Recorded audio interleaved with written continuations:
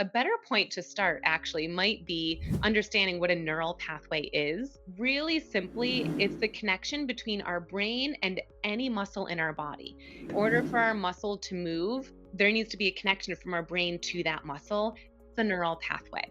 So I like to explain neuroplasticity as the ability of our brain to strengthen that pathway or find a new pathway, a different way to get from point A, which is our brain, to point B, which is our muscle.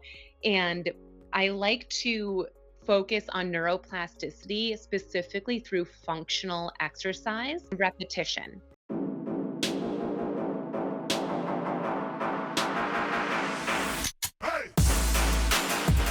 Howdy, and thanks for learning about MS with me, Aaron Boster. Today I am thrilled to have Dr. Gretchen Hawley, a physical therapist and MS specialist and a friend of the channel, join us. If you were to list out for us maybe like the top 5, what would be your go-to exercises when trying to help someone with MS? I actually do have a top 5, and top 5 are for anyone with MS, which might sound a little broad, but these are the top 5 where whether your muscles are affected or not, if you're in a wheelchair or if you're still running marathons, these are the 5 that I would recommend because they are great at strengthening the neural pathways that MS tends to attack the most. Do you want me to demonstrate or just? I would love for you to demonstrate. Okay, That would be let me awesome. back. So one of them is marching. So we want to strengthen our hip flexors. You can do Okay. this seated or standing. So it's just sitting and lift one leg up and down. If it's too hard, you can recline backwards.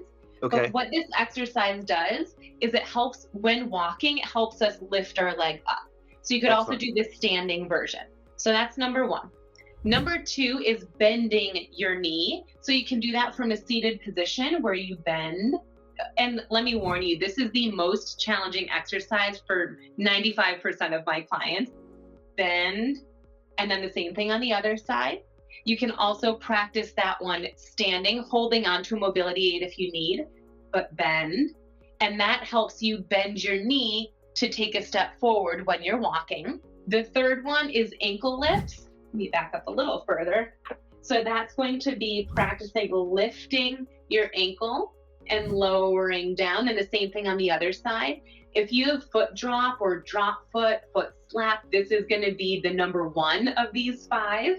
That helps you with lifting your toes up so that you don't drag or scuff your foot. So those would be my top 3. The fourth one would be a balance one, as to improve mobility and walking. And this is so underrated, but the first thing that we need to do to take a step forward is shift our weight onto this front leg. Okay. And oftentimes people don't even realize that that's an exercise. So my favorite balance exercise is shifting your weight forward and then back. The better you can do that, the better you'll be able to balance on that leg so that you have time to bring the other leg through. My last exercise that I like is what I call a cone tap.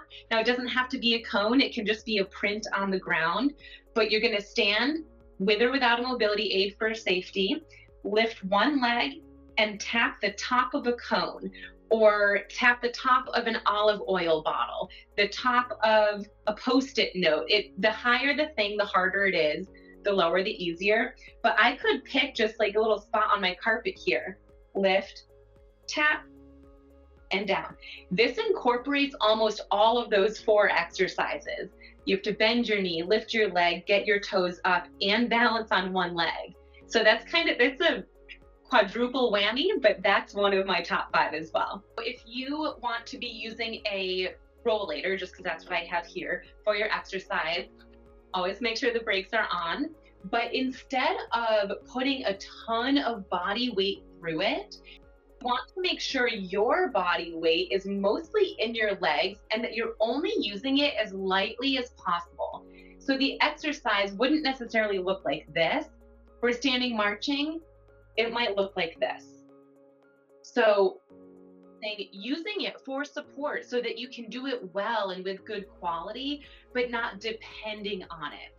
That will help strengthen your muscles, but also tell your brain that you can stand without the use of this. You're not depending